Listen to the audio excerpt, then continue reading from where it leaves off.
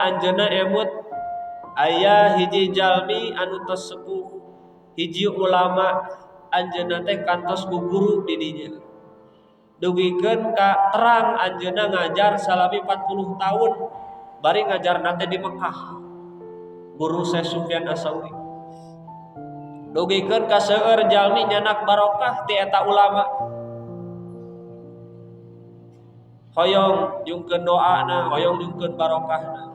Ngan ketika rek maot kasaksian eta guruna kacabut imanna. Naudzubillah min. Dugikeun ka eta guru anu ngajarkeun ilmu jadi teu salat. Maot dina kaayaan musyrik gitu. Eta teh saur Syekh Sufyan Ats-Tsauri. Maka kuring sieun. Kuring ketika samemeh maot dicabut keimanan. Sehingga maot suul khotimah. Naudzubillah min dzalik. Salajengna Syekh Sahal kantos nyarios wa qala Sahlun ra'aitu fil manami kuring ningal dina impenan kuring kaya-kaya kuring teh asup ka surga. Terus di surga dina impian teh kuring ningali kana 300 nabi. Eta para nabi nu 300 ditaros ku kuring harita dina impenannya.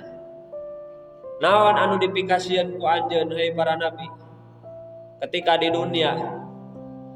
Faqalu nyarios eta para nabi su'al khotimah. Nu dipikasieun ku 300 nabi dina impenan Syekh Sahal adalah su'ul khotimah. Maot tungtungna goreng. Ari maot goreng mah rek amal sakumaha loba ge samemehna bakal dicatat goreng. Jadi jalma goreng kufur musyrik naudzubillah. Nah bet kitu nya siga jalma nu lomba lari maraton atau lomba lari biasanya kan aya garis finish.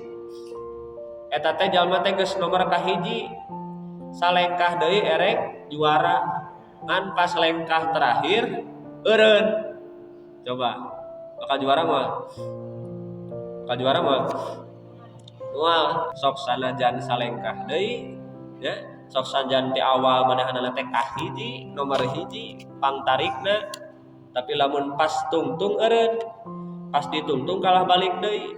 Siga jalma ti lahir atawa ti baleg nepikeun karek maot iman, pas sakedeung deui rek maot kalah kufur naudzubillah.